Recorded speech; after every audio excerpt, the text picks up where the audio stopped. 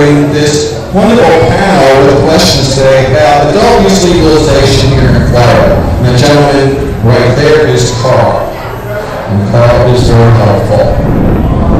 I'd like to introduce our panel from left to right. We have AJ Wheatman, first with his dog. What's your dog's name, Ed? Marley. All right, everybody push your buttons on so you're ready to talk. Everybody out there? Yeah, okay. So, Ed, first round is a friend of mine. He's from the state of New Jersey. He's now making a home here in Florida and Miami, where he has a new business called The Joint of Miami. And that's similar to what he was doing and is doing in New Jersey with his joint store on the City State House in Trenton. We'll get into City Hall. City Hall. That's right. We'll get into that in a minute. I just want to introduce everybody. We have Mike Menard here. Mike is, hold on a second. He has a law firm here. What is it based on? Tampa. All right, so Tampa. And Mike is very involved with the efforts to get legalization going here in Florida. We're going to talk about that with him, and we're going to talk about that length in a second. And then next to Mike is Cheryl Murray Powell. She's an attorney, focuses on cannabis and other issues, and she's based in West Palm Beach. And to her right is Joey James. Are you guys sharing? Is no extra mic? For a minute. Well, be safe up there. We'll make sure everything's clean. And Joey James. Joey James from Florida Can. Well, formerly Florida Can, as far as being an executive director, and now being chair of Florida Freedom's for Freedom. And she's still on the board of Florida Can. Friend of mine, somebody I've known in the cannabis industry for many, many, many years. We go back a long way. Joey is an OG. Takes one to know. OG. And I am Steve Bloom. I guess I'm an OG too. I've been in the cannabis community as a media person for over 30 years. I worked for High Times Magazine for 20 of those years. I currently have a website, substrate.com. I was also part of the editor of Freedom News Magazine, and I'm the author of Pop Culture A to Z Guide to Spoken Language and Life. So, let's begin. Ed, what are you doing in Florida? You spent most of your life in New Jersey. Tell us about what are you doing in Florida? And I know, but I think a lot of people may not know.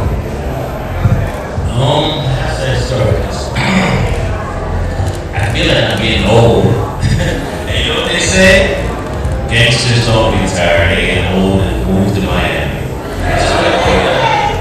That's what I feel like. I'm getting older, gotten fat, and I moved to Miami. I don't know, I got a couple, last year I just got a bug in me. I felt like I won in New Jersey. It's not quite over, the battles in New Jersey is not quite over. But I feel it's there. I've been, doing this for 20-something years. I kind of lost my identity.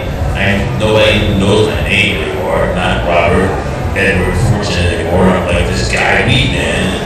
I don't know, just it's starting to get to me. So I actually moved to Miami to get away from all that. But look, I'm getting invited to anything in Florida now. So let me just set it up a little bit more, because Ed has fought the law, and to some extent the law won. Well, he did. Well, you did go to jail, and you did fight it hard, but you did spend some time. Yeah. And so in that sense, they wanted to put you away. Well, how I describe that, yes. They got some blood out of me, but they did not win. Okay, they didn't win. And so... Okay, I'm in Florida now. But it's gone through quite a bit in the years in New Jersey, fighting the system and doing things his way and running into a lot of problems with the legal system. And really, many years hard fought battle in New Jersey. And actually, New Jersey legalized cannabis earlier this year, and Ed did not initially support that. Why was that? I had the whole argument that it was turning into this big corporate cannabis as opposed to the little guy. legacy market, the black market, should be controlling this. And, if you look at wars, and that's what this is called, it's been a war on drugs for as long as I've been aware, since the early 70s, the Democrats and the Republicans both called it a war. And in my opinion, they lost. If, legalization's coming, legalization's here, and I feel like they lost. The government lost, the Democrats lost, the Republicans lost, the people won. And in all wars, the victor is the one who splits up divvies up the spoils of war. But I was sitting there watching as we won, the black market, the people won, but the politicians were still trying to divide everything up and hand it to all these corporations. And I could care less if they make a Walmart a week. I could care less. But I think there should be the 7-Elevens and the mom and pops too. And that's where I started. I changed my position a few years ago from legalization to fighting for inclusion. Inclusion of the black market, inclusion of minorities, inclusion of the victims of the war on drugs. And I kind of took it on the chin, like you just referred to a couple times. I think in the end I won, but I did get some blood taken out of me. At one point I got locked up and denied me bail because they couldn't convict me. At one point I was running around talking about jury nullification and hashtag NJK12. The prosecutors do it. They can't get 12 people to convict me of a weed charge. So they made up some phony shit. They called it witness tampering and denied me bail. And I sat for 447 days before 12 people said nope and not guilty. But those four, I got locked up before, in the early 2000s I got locked up.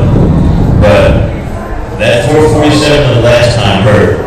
I remember that first one, alright, I didn't want to be in jail, but I took it on the chin, I was okay. This one psychologically bothered me. I didn't want it, it just bothered me. The whole time I was frustrated. When I won, I felt very happy, but I was angry, and that's why I took my whole, I'm going to sell weed, just like the white guys, and openly started selling weed. And that's what a lot of people see what's going on with me now, that I basically opened up this illegal dispensary across the street from City Hall, and they were going to arrest me, and that was 3 years ago. 3 years have gone by, they still haven't arrested me. I feel like I won. I'm set to be one of the first people in the state of New Jersey to have a license.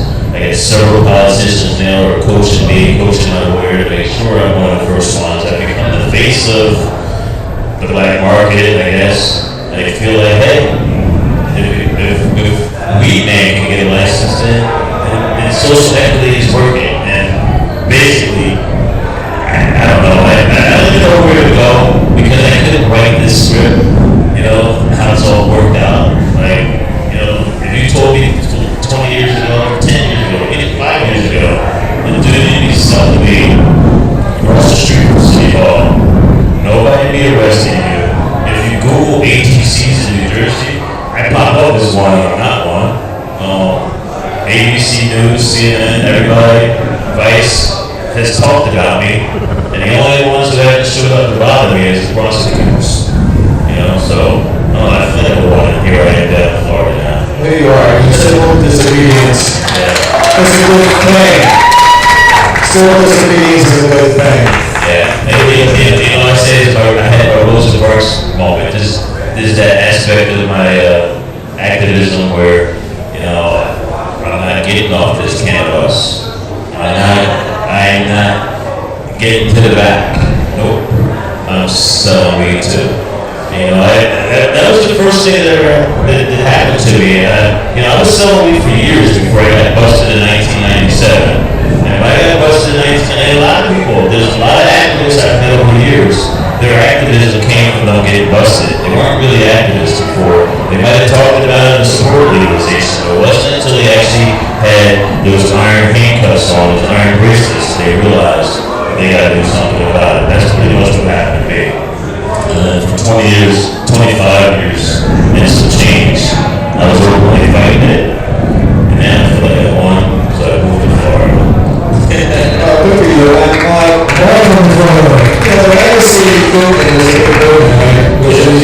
week at the Cannabis World Expo, and there was big discussions about that there. I was at an event where there was a legalization legacy chant. Legalization legacy! Legalization legacy, that the legacy people should come first. And that's a great point. And we could talk the whole discussion just about your life in cannabis, but I'm going to move on, we'll get back to you. We want to talk about the effort to legalize it in Florida and how the state is getting in the way and what some of our panelists are doing to get around the state getting in the way. We're going to start with Mike Menard. In April and June, the state Supreme Court said the efforts to put a legalization initiative on the ballot for 2022 was not going to happen. And now you're trying to still make it happen. I'm going to pass it over to Pete, and he's going to sort of get a little bit more into the weeds on this issue. Welcome, everybody, to this panel. I'm excited about this.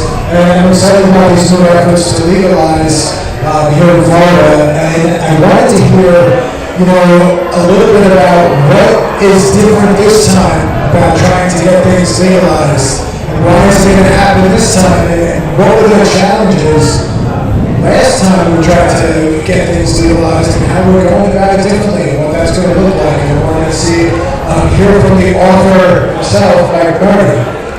So, hello everyone. Thank you very much to Zig Productions and Florida Cannabis Festival for putting on this event in Florida.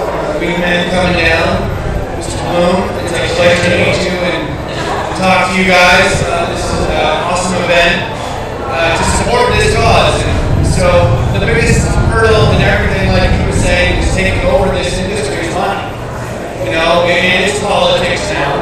It is grassroots efforts are pretty much there, but this has become a huge money political machine that is controlling this industry, and our legislature, doesn't like it, and they continue to put different hurdles. We're lucky. We are a state that has ballot initiatives.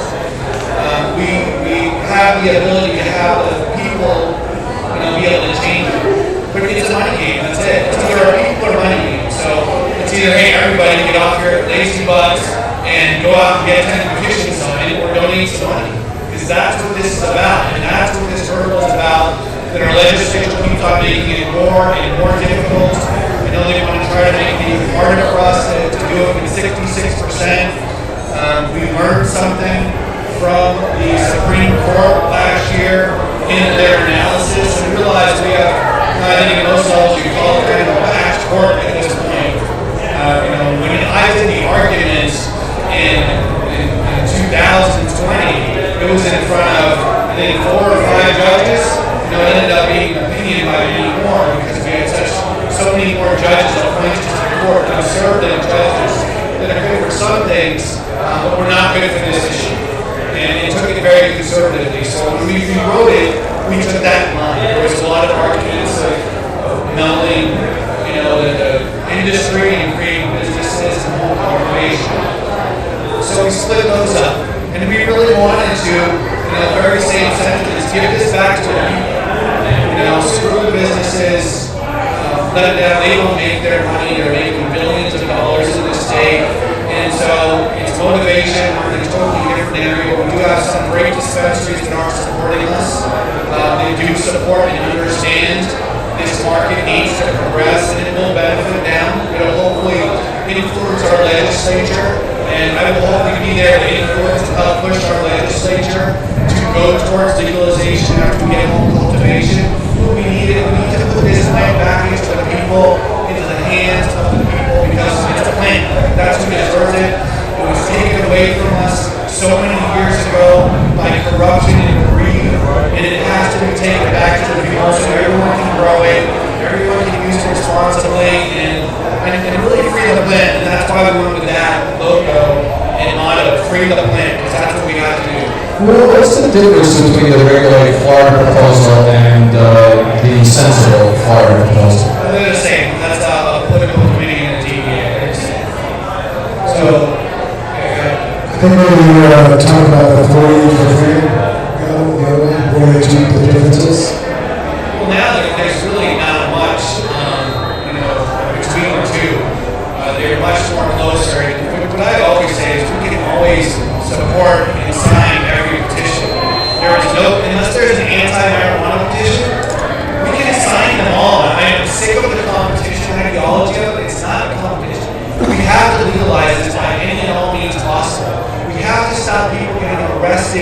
and prosecuted for cannabis. It's a ridiculous sentiment statement. So, sign them all. We gotta have home cultivation and any differences, limitation on plants. We define male and female plants to make sure that people can't get caught up. We create regulations to hope that this conservative state will pass something, not be overbroad, or be, the same thing they did with medical. I mean, the medical anti-marijuana medical ads were the date-rated cookies and stuff like that. The pot, I think we did it at the FCC office, one of the interviews for the cannabis and the Halloween candy and stuff like that. So that's the absurdity that we're trying to create, a mechanism of self-control with freedom. And realistically, I think John Morgan said this a while ago, about it, and they're like, oh, you're crazy. Everyone comes in and closes the door and starts to tell you their stories. So, it's great to see that there's a lot of Republicans in the closet on this issue still, that have come out and support. In addition, hopefully, flipping and bringing some of those Democrats onto this issue of Republican and it's a very interesting issue in the state with freedom. It's to me, it's counterintuitive. I am free. Let me not take a goddamn shot. Let me not wear a mask. Let me decide. Let me be an adult and choose what I want to do, but not with marijuana. Because you're going to kill yourself or get too high and fall asleep or order a pizza or I don't know what the word is anymore. I really do not. It's been proven in state after state, study after study, each state has done. Legalization is more beneficial than criminalization, and we have to get there. And I'm going to do everything I can to do it. And people know me. As soon as I met people like Jody and I became an attorney, I started reaching out to the advocates. What can I do to legalize this? First is ballot initiative, right? We're working on that. Second, medical necessity defense and the court system. I'm working on that. I'm the only attorney in the country who's done it twice. I'm hopefully going to do it a third time in Miami. And then do the legislature. These are the things that we have to do to make it happen. And we need the people to get behind us and help us to make this happen. Because Jody knows, banging your head against the wall, Steve knows, running in high time for 30 years before we started seeing this progress. It happens, but it happens collectively through the people, through the courage of doing things like he's done in New Jersey. Civil disobedience. Exactly. Exactly. And we'll defend them. And education, because this is ridiculous what we're doing now. We're killing people, it's destroying our communities. And it's about humanity. Jody, anything to add? Jimmy, tell us about your project and how you're working, your efforts to try and legalize marijuana.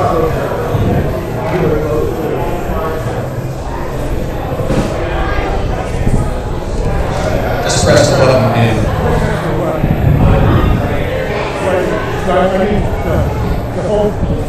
press the button. Different direction. I turned it off because we were getting some feedback, and I thought, yeah, you can hear me over. I really lost all the air if I really need to get in. Thanks for sharing. That was my first thought. I really needed to say that because I think Ed and I met in 97. And so here I talk about how that angry phase. If you do this long enough, I think you have that angry phase. A lot of people come into it in that angry phase. Dear God, how could they be criminalizing me for this plan? So you asked about our project. We have several. I wear a number of hats in Florida still. And when I look at this beautiful panel, I think I need to wear fewer hats. So thank you all for the work that you are doing. 25 years ago, there were very few people around the country who were holding up banners and saying enough is enough. California had passed with Proposition 215, and we were on a roll. We just knew it. And Florida started doing petitioning. Because, like Mike mentioned, there's really three ways to change the law in Florida. You can change it through a constitutional amendment. You can change it through jury nullification or through getting acquittals in court and ultimately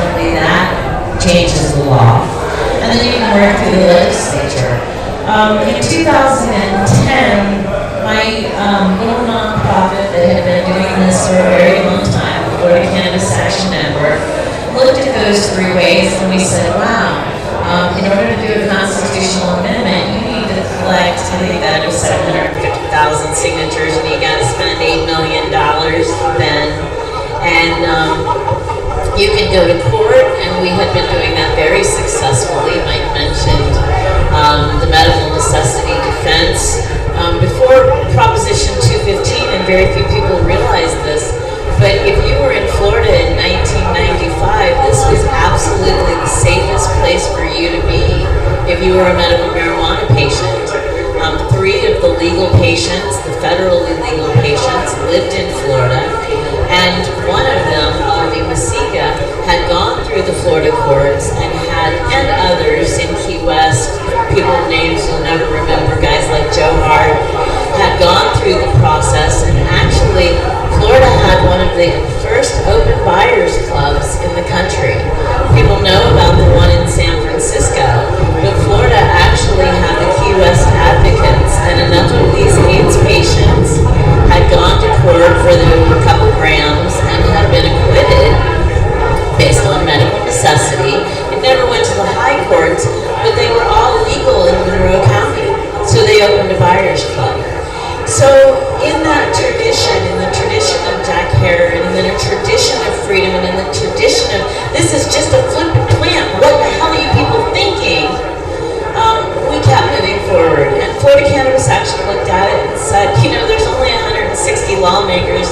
That might be easier than a million signatures, and by this time, it's 1 million signatures, and it's now $14 million because this is a tough state. And every year we go back to Tallahassee, and it becomes that much more challenging.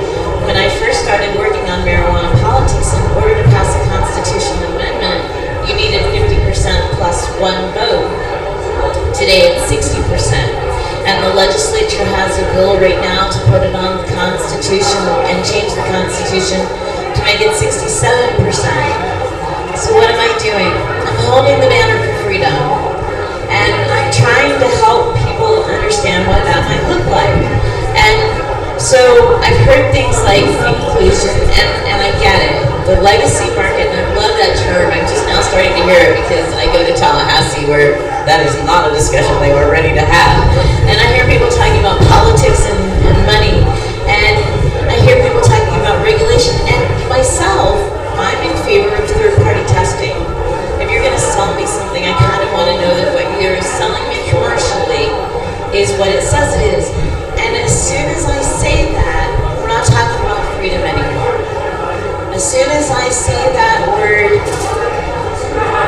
tested, now we have to say the word regulated. And as soon as you say the word regulated, you're not free anymore. So it's very fascinating because Republicans are all about, less regulation on business, right up until the point where you get to the cannabis business. And then they want to regulate all of it. And they want, from the seed to the cell, they want to know where every gram of it goes. And I've watched consultants from the West Coast, because of course this is where all good things cannabis flow from. And I've watched it, and I said, okay, so the first ones, they had a little bit of regulation, and then the consultants say, but we can do it better. We'll come in and we'll create better applications for the next state. And what that means to the consultants often is more regulation, more cameras in the grow. And so for somebody like me to compete with more cameras in the grow, I have to give it away. Because I didn't earn a pension 25 years in this business. I earned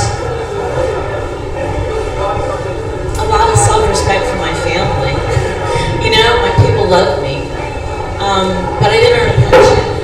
And you don't earn a pension if it's free. So this industry has come out of this, and God bless them. But what I am seeing now is that if you want to be part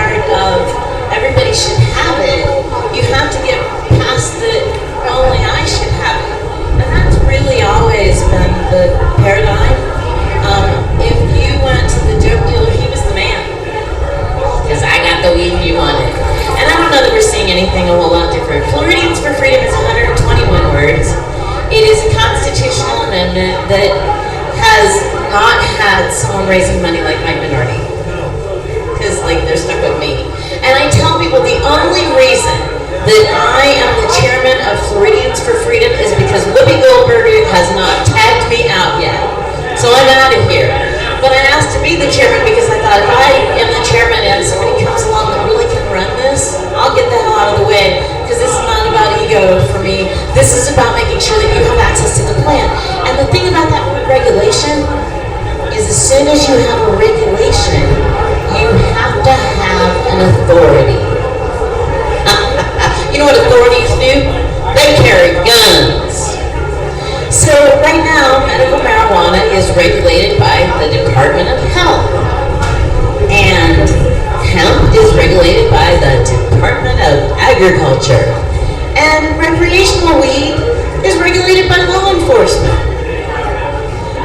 But regulation equals enforcement. It is the name of the game. If we want to take it back, that's why we put together 121 words, and maybe it would work and maybe it wouldn't. And Mike and I can debate this, but I'd really rather debate it at the Supreme Court. Interestingly enough, I'm not a good fundraiser. I'm really not. My husband is a hard worker. That's how I get around, right? He takes really good care of me, and he believes in what we're doing. But 121 words, and it says if you are 21 and older, you should have a right to this plant, an inalienable right. And you know, when you learn you have an endocannabinoid system, you go, dude, me and this plant, we've been communing forever. If you have ever created civil disobedience, raised a plant for yourself, there's a communion there. And what I worry about as we regulate, as we create this mechanism where cannabis is treated as though it is more dangerous than dynamite, and it is legal, it's 100% legal. You can have hemp anywhere until the guy with the gun says it's not hemp, and then they may take you to jail. You can have medical marijuana anywhere except for the places where they tell you you can't have it, don't share it, and wow, that ain't free. 21 years old, you should be able to possess it, you should be able to cultivate it, and you should be able to use it. And it should be regulated by people who regulate for the purposes of what you sell. But you know what? We have gone so far with this that it is going to be a burden to get back a cottage industry. What allowed states like California to have such an amazing market and allowed for such incredible innovation was the fact that they brought in cottage markets. And a cottage market allows someone who is doing a small quantity to get past some of these burdensome regulations. So I believe in cannabis freedom. I believe in this plan. I believe that it can create balance for us. I believe in it. And you know what? When I first started doing this, we were going to regulate the hell out of hemp, and we were going to, build houses. We were going to build, better futures. We were going to stop using old growth trees. We were going to make paper. We had a plan, and then it really became an industry. And I think back to my roots, and I was going to write a book one time about how to smoke a joint, and my mentor was like, Jack slapping me, you can't tell someone how to use cannabis. Can you imagine 30 years later, you can't tell somebody how to use cannabis? Are you kidding? You can't get cannabis anywhere without someone telling you how to use it. So, Floridians for Freedom, it's underfunded, it's under-recognized, and it is really the only way that we get our right back. Jody, thank you so much. By the way, Jody mentioned that Prop 215 was where medical marijuana legalization started in California in 1996. Yesterday celebrated its 25th anniversary. They had a big event in California with a lot of major players. And before I move on to Cheryl, I just want to ask everybody in the crowd here, I know you don't have to say personally, but how many people here has been arrested for cannabis in Florida? Anybody? Come on, get it. You can say it. All right, we're among friends. Yeah. Because we're here today to try and change that. I just wanted to. I've been arrested for cannabis 3 times in New York and New Jersey. Cheryl, so what's your take on where things should be heading in Florida? Where do you see it happening? What do you want it to be like? Well, thank you, Steve. So excited to be here. Thanks to Zig Productions, Steve,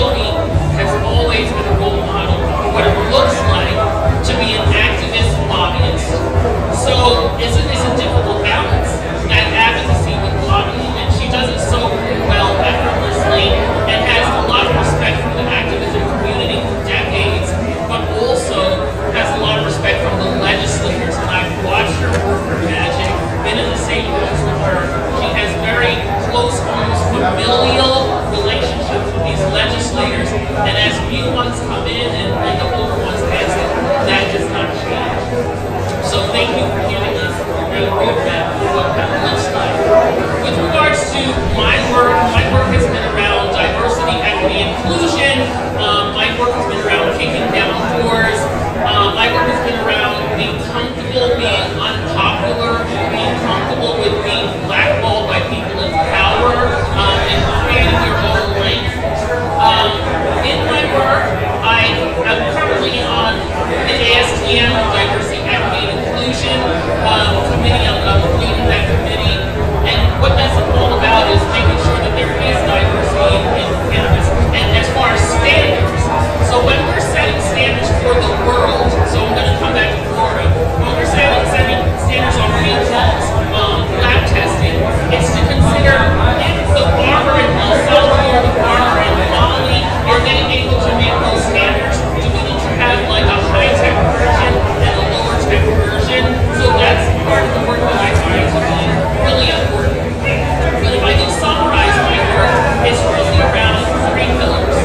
And those pillars are social justice, which means making sure people are not criminalized for the use of cannabis, making sure people who are in prison have a pathway to get out of prison, stopping people from being wrongly incarcerated.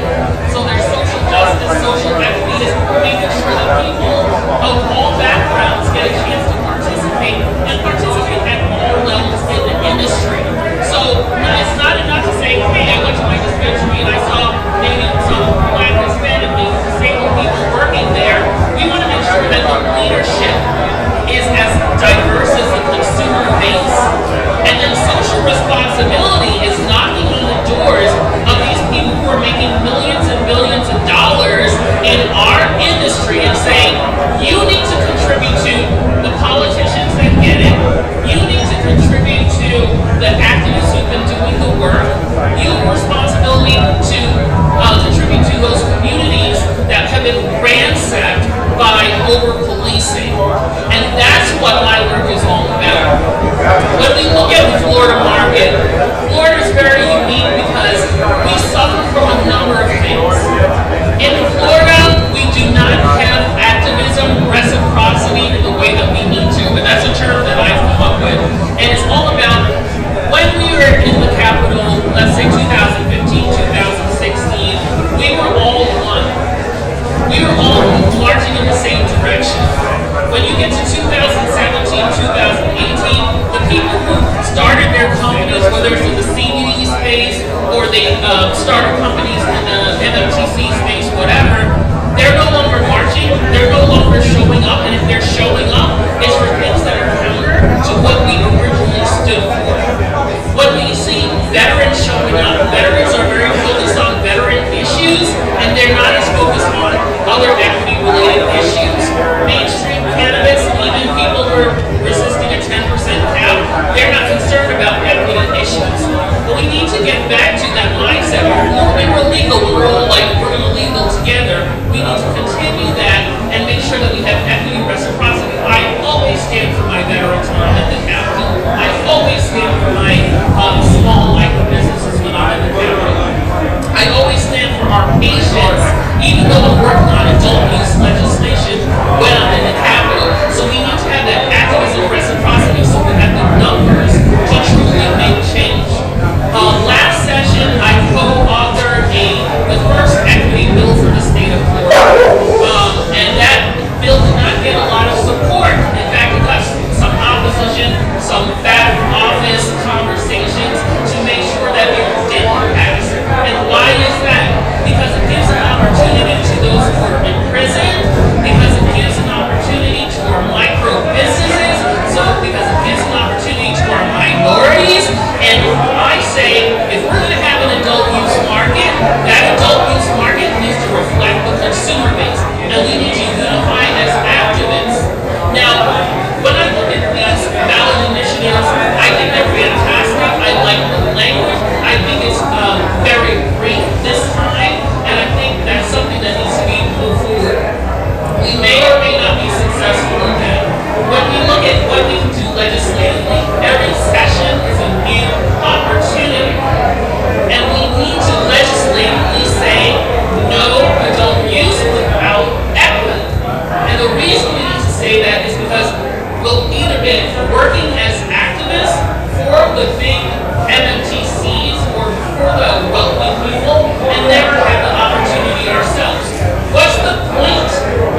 educational events and having people pay for their booth space, if these same people that booth space will never have an opportunity to own a legal part of the marijuana industry.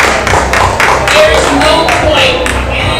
It is a hustle if we don't truly believe that everyone who is participating here to pay for their booth space to be a part of the industry, to represent the industry, if we don't believe that they deserve to participate. And that's why equity is important. Some people say equity black farmer, equity black folks. That's not what equity is about. Equity is about making sure that our people who have been arrested, our people who have been on the Capitol steps, taking risks, smoking on the Capitol steps, that are people who have run their local bodega, their local stores, and they have tons of retail experience, get a chance to be in the cannabis industry. Our people who have been couriers and transporters and truckers, that they have a chance to be in the cannabis industry. There are people who have been cultivating, whether it's in their closet, or they're now excited about the hemp industry, or they've been cultivating for the illicit industry, or they've been working with the cartels back in another country or here, that they have a chance to use that expertise for the patient community and for consumers who want to consume cannabis. That is the only way forward, and until that happens, I'm going to continue to show up, and I'm going to continue to evangelize and make sure people know that don't fall for the okey-doke. Not all legalization is the same, and you need to make sure and challenge people. What are you doing about equity? Why are you making the rich man richer? Guys, I gotta tell you, I feel very lonely in Tallahassee when we are talking about scheduled, having to go through a level 2 background check. Steve stood up and said, how many people have been arrested? Well, unless you have spent a lot of money post-arrest, you're not passing a level 2 background check. But when it was time to argue against that, I was the only one there. Because the people here in the industry are like, oh, no, we just want the industry, so we'll do whatever there's one. I was with some women the other day, we had dinner. It was myself and 5 women, 4 of which were black. And one woman was talking about social equity, and in this point she's talking about getting what she deserves, and she's working on a Greenwood project. She's very active. She got rid of Dixie Highway. They don't play the theme anymore. She is an activist. She's 71 years old. She looked at me and said, well, if I can't have mine, burn it all down. Well, you know what? That's the problem with the program we have here in Florida right now. In order for anybody to get a piece of it, either the dispensaries can't own the legalization effort, or it's going to be really tough for the rest of us to get a piece of it. Thank you, Jody, and I want to thank Cheryl for her comments. And by the way, I neglected to identify Cheryl as an attorney with Dumar, Bosworth, Leastrom, Floyd, Adair, and Dershowitz, and Fort Lauderdale. Give me help, then, Cheryl. So, a more general question for the whole panel. We'll start with Ed. If legalized, what would you like the Florida adult use system to look like and why? Examples are tiered micro-licensing model, vertically integrated model, which I guess is the case now, state store model, or no model at all. Ed? I think I do no model at all. The little guys, anybody who wants to open a bodega, anybody who wants to open a store, go for it. The free market system will dictate anyway who's going to survive. I didn't mention it here, but there was a time I moved to California and I had a dispensary in Los Angeles. There were over 800 dispensaries at the time, which flooded the market. But the market dictated who survived. There were some dispensaries survived, had hundreds of people every day, and others got done. The same thing would happen if you open up this adult market here, and you made it a free market system. I mean, you will have the Walmarts of weed. You cannot stop someone who has a whole bunch of money coming in and open up a giant superstore. There's no way to stop that. You don't have to patronize it, but there's no way to stop it. But the law should include all the mom and pops, all the little guys. The guys who went to prison here in Florida should be at the front of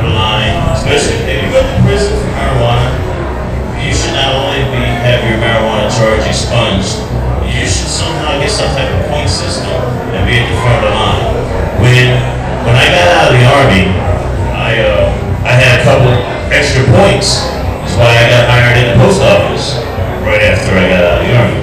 I think people who went to prison for weed should have some type of point system that when they apply for a marijuana distribution license, they should have a couple extra points. They should get a little jump start in line. I've kind of changed my mind as far as this goes, but there was a time when I was publicly saying, I am not going to apply for license. I am not. Unless the state can give me back, let's talk about New Jersey, unless the state can give me back my 1,200 days I spent in jail, I spent in prison, you can't give me back my 1,200 days, that is my license. I'm not applying for my license. And that's kind of my stance I took for a while. Now it seems all these politicians want to include me, so I'm kind of like, and I don't feel like a sellout because like Cheryl said, You should. I'm arguing in New Jersey that there should be 1,000 people just like me. And there are dozens just like me. I just happen to be the biggest mouth and I've been around a little longer so everybody follows me. But there are dozens of people. In the city I'm in, Trenton, New Jersey, there's at least 5 or 6 that are doing exactly the same thing I'm doing. If you go to Camden, New Jersey, 4 or 5 also openly selling weed. I think Somebody got recently arrested for that, right? yes. But you still have to have some type of respect. Now, I commend the guy. His name is Dan Kessel. I commend the guy. He started a weed business, but he kind of made a couple mistakes. One, he was doing it out of his house in a 55 and above community, and he was 36 years old. So the neighbors were mad at him. So he did get arrested. But the vast majority of the people who are engaging in black market sales in New Jersey are not getting arrested. I think in the last year it might have been 1 or 2 others, and their cases are stalled. They're not doing anything about it. If you ask me, that's a tax. The government came and snatched all my weed and didn't prosecute me, I would just regard it as a tax. They just took their money. They just took a little bit from me, and I'm going to move on. But that's one of the things I think when we were listening a few minutes ago, all the ways that you can change the law, and I kind of chimed in and said civil disobedience. I truly believe in that. And I truly believe that if you had 1,000 people here in Florida who are openly disregarding the law and openly opening up little mom and pop distribution centers, ATCs, marijuana dispensaries, whatever you want to call them, after a while, the police officers, the law enforcement would not arrest them. We already know what's happening as far as I'm concerned in New Jersey. The prosecutors aren't prosecuting anybody because they realize that most of the population believes that marijuana should be legal. So and that's where jury pools come from. You know, you pick 12 people in a jury in New Jersey, 4, 5, 6 of them voted for legalization. So imagine you got 4, 5, 6 people on your jury who voted for legalization, and then they got somebody like me or somebody who's openly selling marijuana. You know, what's the people on the jury gonna say? Wait a minute, isn't it legal? I'm not putting that guy in prison. I don't care what they say. So the prosecutors understand that, and I think that could happen here in Florida. I'm not sure of where the polls stand in Florida as to how many people think it should be legal, but I think it's over 50%. That being said, a jury pool would most likely get a hung jury if the person did not take a plea, argue that the law was wrong and not me, and you can't argue it directly. I got a couple lawyers here probably shaking their heads. You can't argue jury nullification directly, but you can put the scenarios and circumstances in front of the people, and people will realize what you're doing. You're arguing the law's wrong, not me. And, you know, I've done it 4 times. At this point, no one bothers me anymore, which is, again, amazing to me, and I'm the one that did it. And I still think it's amazing, it's unbelievable. Sometimes people are like, that guy's not real. Somebody wrote about him, but he's not real. But nope, here I am. But yeah, that's, so me, myself, getting back to the original question, I believe it should be everybody. It should be inclusive. It should be a free market system. Like I said, there's no way to stop the Walmarts of weed. There's no way to stop the big, huge corporations that are coming, I call them cannabaggers, coming from, some of the West Coast states, coming from Canada. There's no way to stop them. Money talks. This is a capitalistic country. They're coming. But the bad thing about them coming with their money is they bribe the politicians. They give money to the politicians, whether it's directly, indirectly. I call it bribery. They call it donations. They call it they're donating to the political parties, whether they're Democrat or Republican. They're still accepting bribes to write the laws for the people who gave them the money. And like I said, these big, huge corporations coming from Canada, coming from California, Oregon, they're coming here and they're bribing your politicians to write the laws for them. Meaning the little people, all these vendors here that want to get into the industry, they don't have checks with a whole bunch of zeros behind it, so they're not being included in these these laws. The laws are not being written for them. I think civil disobedience can change that, but everybody's not down with sticking their neck out like that. I don't even know how I did it. I just got so mad that I just did it. But all that said and done, if 1,000 people, I use the word 1,000, but it could be 500 or 400 or one big case. Just make it a nice big jury nullification case where you argue the law is wrong, inclusion. I mean, there's a couple lawyers here, they can chime in on it afterwards, but there's been a lot of changes in society based on jury nullification, based on the public refusing to accept the law anymore. And I think that's where we stand across the nation, not just in Florida, not in New Jersey, not in California, across the nation. That's where I think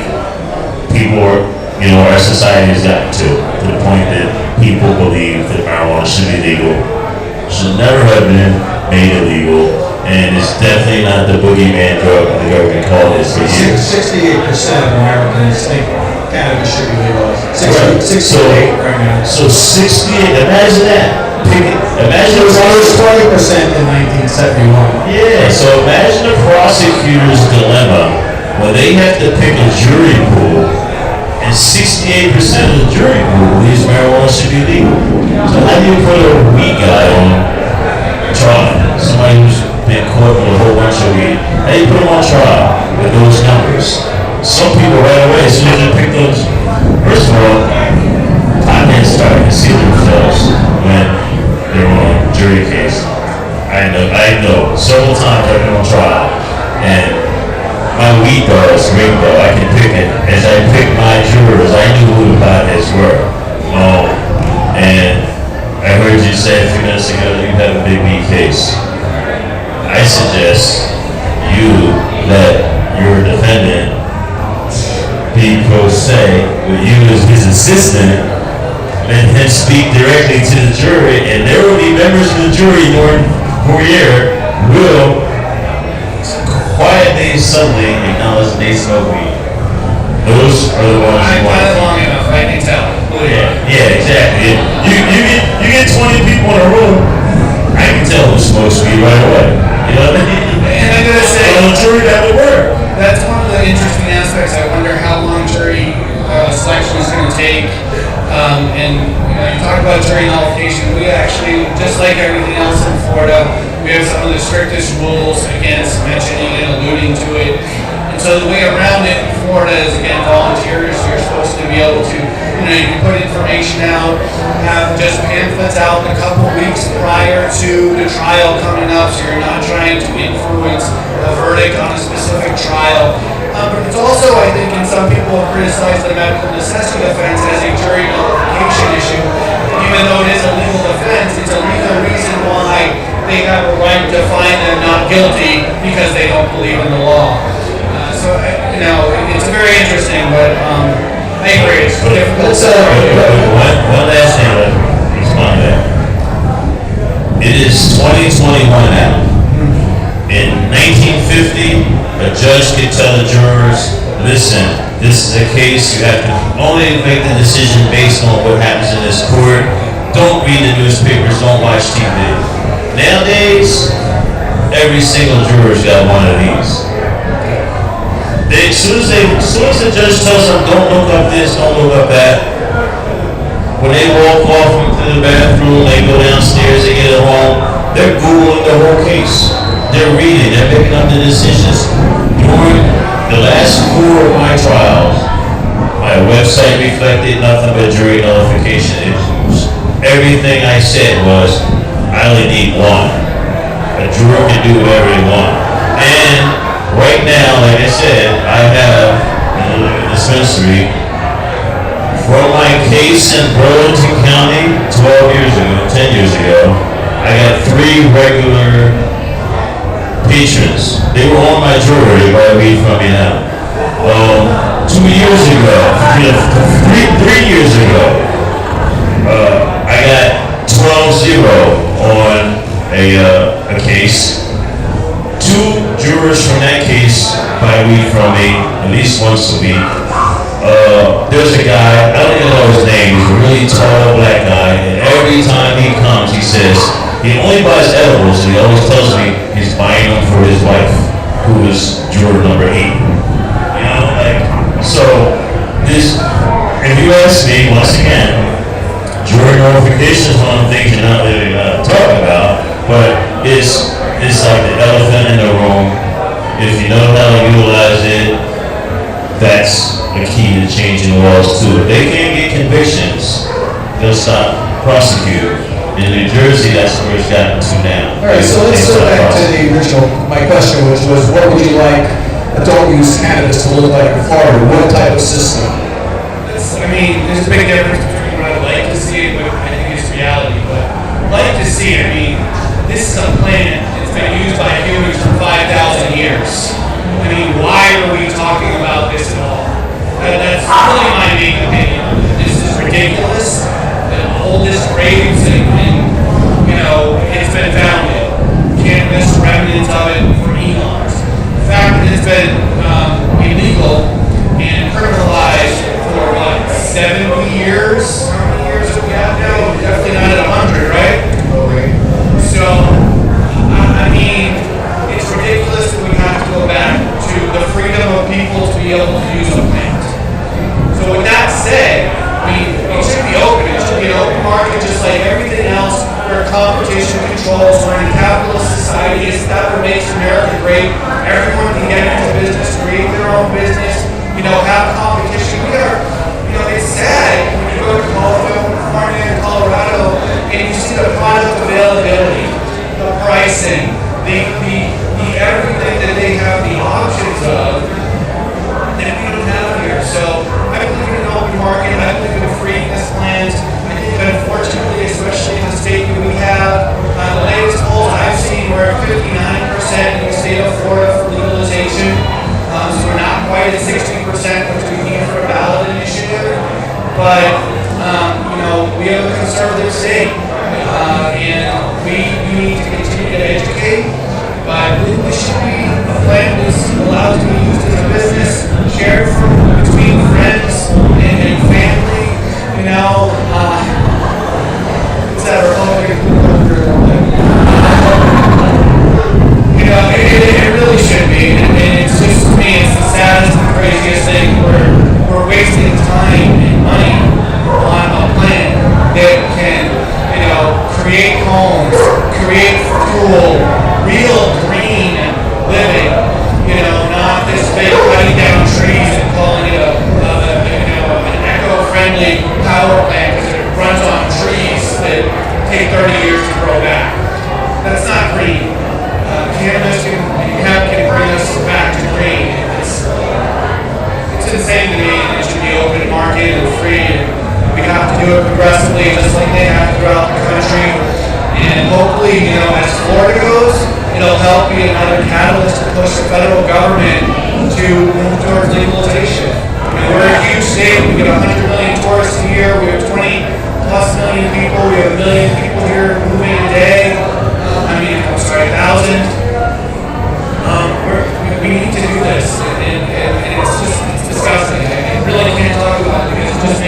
Well, speaking of the federal government, cannabis has now been prohibited for 84 years.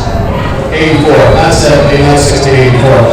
Cheryl, where do you want things? What's your dream, scenario for adult use legalization in Florida? Well, thanks for asking. So, I think the federal and the state go hand in hand. We cannot take our eye off the ball with regards to federal legalization just because we should have an environment where our participants can have a hub in one state just like any other agricultural product and distribution throughout the nation. So we need to continue to move the needle on the federal law so that, yes, we can, cannabis can be in interstate commerce because I think that's where the market will really grow. I believe we should have the opportunity for exportation, and there's a little bit of exportation going on between, license holders in other countries and the United States or Canada, but in the United States or in the academic world, there is exportation and importation happening between universities and license holders. So I think the federal and state go hand in hand. With regards to the state regulations, I think, as my colleagues have stated, home grow is really important. People deserve to have the right to grow their own cannabis to their specifications, to what they need it for. I believe adult use is just medicinal use anonymously. So I still, even if I'm talking as far as adult use, I'm thinking in terms of patients and the patient community. The patient community deserves to be able to grow exactly what they need. With that said, I do believe in licensing. I think we have our homegrown environment, we have our licensing environment. When we have people with licenses, again, I'm an agricultural attorney as well, so I understand food safety practices. It is important. It is as disastrous for the industry for bad products to be consumed, especially if it's consumed by someone who's underage. I.e. vapes. Exactly. We've seen it. It's catastrophic and disastrous, especially when we're trying to change the minds and hearts of legislators. So I believe in having a regulated process. I believe that we need to make sure we have safe products. I think our patient community and our consumer community benefits from having labels where they can say, hey, I know when I buy this, there's this percentage of THC that is free of mildew and is free of other contaminants and things like that. There are some people that's the only environment where they will buy from, and they deserve to have that environment. There are other people who are like, I like craft. I don't want a label on my product. I want it in a dime bag, just like back in the day, and they deserve to have their product in that way as well. I think again, diversity, equity, inclusion is very important. Micro licenses are critically important for the product quality and product diversity and biodiversity that we need to sustain the industry. So multiple license types, infuser licenses, transportation licenses, cultivation, like large cultivation, craft cultivation licenses, retail license, large and smaller retail licenses should be available. The other part that we don't always talk about is the technical training. That is a part of creating a robust cannabis industry. You need to have technical training, pre-application for people to get them to the point where if someone is coming in, as I have said, from California, submitting their application, then the local person has a chance because they've gotten the technical training on how to develop an application, what skills they may need to get, what certifications will give them a better opportunity. Go through FISMA training, food produce safety training, and be able to have that on your application. It's either free or it's like $25. Why not have that educate people so they have that opportunity to submit a robust application? So that's like the pre-application technical training, and then there's the post-application technical training so that they can continue to sustain in the industry. We can't put our head in the sands and pretend that big tobacco, big food, big pharma, all these traditional industries are not joining our industry. They're just waiting for some other act of federal legislation. It's not something that should make us quicker. It's something where we need to learn from traditional industry just the same way they're learning from us and understand their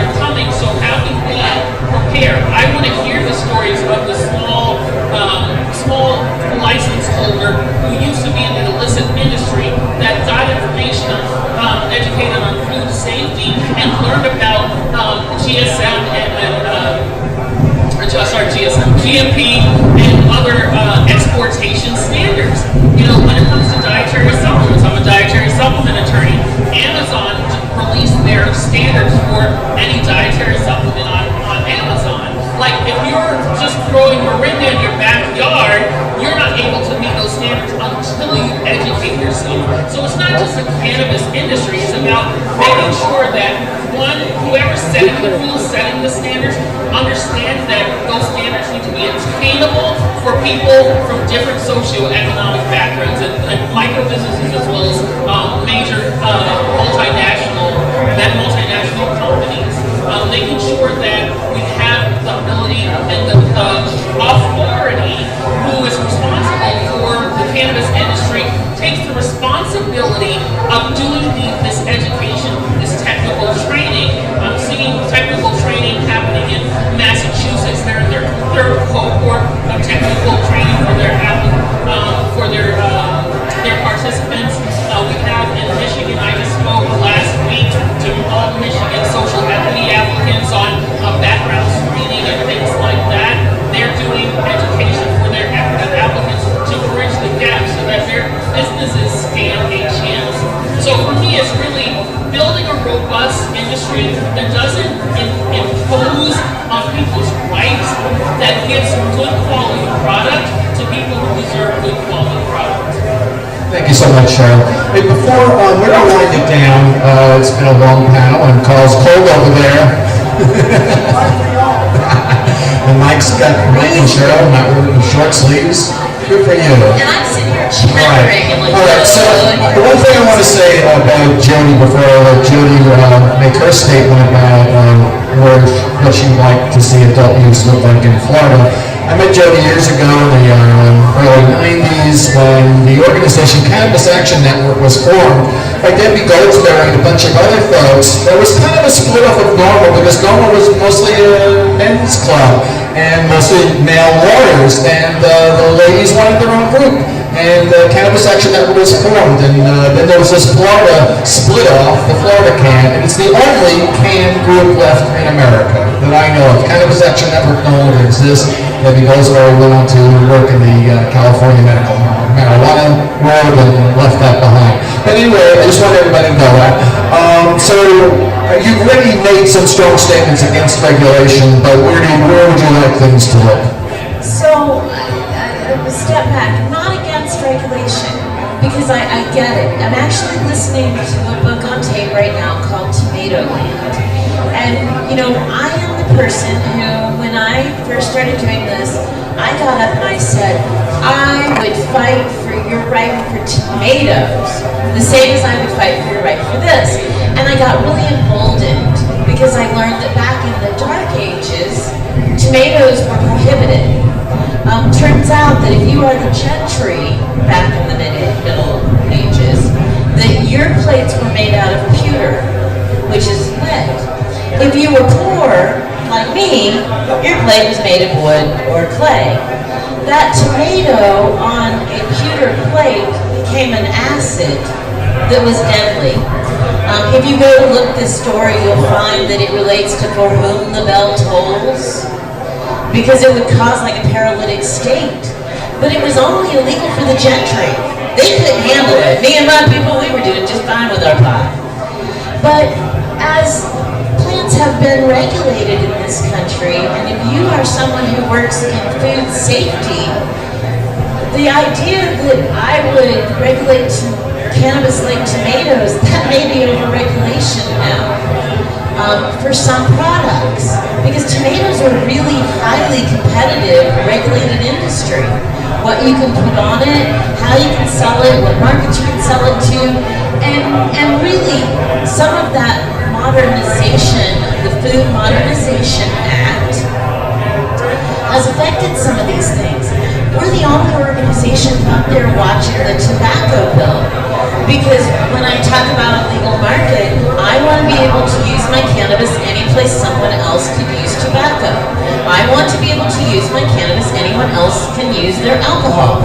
But think about how we regulate alcohol. And it has taken over 100 years in Florida to get to the point where you have home cultivation and small craft breweries. Because post-prohibition, Florida created a 3-tier alcohol system, and Budweiser does not like the craft brewery in your backyard at all, because Budweiser still has to be part of the 3-part tier system. And what that means is Budweiser gets to make it, and then they have to sell it to a wholesaler or a distributor, who then sells it to the end user. The craft breweries want to get out of that, get around that. They want to sell you a pint of their own that they made right there in the back. It's taken 100 years to get there. In 2014, when Florida Cannabis Action Network was working diligently to pass the first medical marijuana bill that had passed in Florida since 1978, a lobbyist took $50,000. We hadn't had $50,000 in 3 years at that point, and I almost quit one year because someone said they were writing us a check for $8,000. I rented an apartment, and the check bounced. Hello, couldn't collect, and now I'm like malfeasance because I signed a lease, and people gave out of their pockets so that we could stay. But that year, this man who took $50,000 at our first hearing, he looked at me and he said, "Well, I was going to speak, but this stuff's complicated." Well, it is. It's complicated. At the end of the day, we want to make sure that if you are a consumer, that you are protected, because we have to build consumer confidence, and that's why we need a regulated market. It's so that the thing that I have known forever, that this plant will heal me, that it will feed me, that it will clothe me, and that we're going to have some fun. And Steve, you're invited back to my house. It's been way too long. You know, those kind of things can't be lost. But you know what? I'm going to touch on it because cannabis is also a spirituality, and I think that's often what gets lost. So what I would like to see, Steve, is people to be able to partake in this plant in such a way that it brings balance back into their life. I'd like to see products available over the counter, because the salve that I use bears no fear to anyone. And people who are creating it in such a way that the product is labeled and it is what it says it is should be able to take back this plant, because God gave it to all of us. We have an endocannabinoid system. It's my plant. I want to be able to give it to you. And there is nothing conceived in a regulated market that says I love you and I want to give you this because I'm blind and you need healing. And that's where I would like to see the future of cannabis become. But maybe not in my lifetime. All right, excellent. So I'd like to just pass it on for a second to Pete and Colleen, let them have a little last say. Colleen, you haven't spoken yet. What do you have to say? Oh, thank you, everybody. I really appreciate you all coming here and sharing all of your information with us. I am appreciative to not have to speak very much with this panel because I have such great speakers all around me. I'm told I speak for an hour every morning straight. So I am really excited that events are coming kind of back. It's been a long time since we've had a panel like this, and it's discussions that I've missed, and I didn't realize how much I missed them until just now.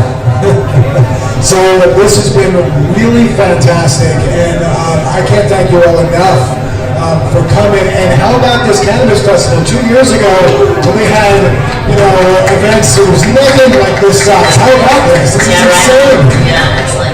Hey, I want to do a shout out. Florida Cannabis Action Network is in the house. We're down in the main area, and we have a brochure on jury nullification so that you can read it, you can educate yourself, you can make copies of it, and if someone you love is going to trial with you, there's some great techniques on how to educate the jury pool in advance. But Florida Cannabis Action Network. Michael, you have a booth too here, or are you? We have Regulate and Normal over there. All right, so everybody get over there. Ed, you have anything here, or you're just Yeah, I just want to dedicate this panel to activist Norm Kent. He announced recently he's struggling. He's going to be victorious over cancer. So I just want to dedicate this panel to him, and Rory Gold, who's also ill right now. So just lifting them up because of great activists like them. We have the ability to have an outdoor cannabis event and not have law enforcement just looking at who's here and trying to arrest them. So I just want them to know that they're in our thoughts and prayers right now. Exactly. Norm Kent is on the board of Normal. He represented Elgin years ago when she defeated the state when they arrested her for growing back in the day. And Elgin a Floridian and urban, Roosevelt, a Floridian. The only people left in America who are getting legal cannabis from the federal government. They are it. And I don't even think they get it anymore because the weed's so bad. So they just get the good stuff now. They don't have to, Ellie moved to Eugene. She doesn't need the government weed anymore. But they are symbols of medical cannabis, and also reminds people that the federal government has been in this for a long time. They just don't want people to know about it. They have been distributing bad cannabis for a long time to these patients, so they know all about it. So I want to thank this great panel. This is an unbelievable panel. This could have gone on for 3 hours. Ed Forshaw, AJ Weedman, Michael Minardi, you all our show, Ronnie Powell, and Bill from the those names, and Jody James, part of the Cannabis Action. Know that, moderators, Pete and Colleen, thank you so much. We'll be back tomorrow. Everybody, thank you for joining us today, and thanks for coming here. And we'll be back tomorrow with a panel about medical cannabis. So join us tomorrow about 11, 12, probably 11, and we'll be back here. Have a great day. Go and buy stuff.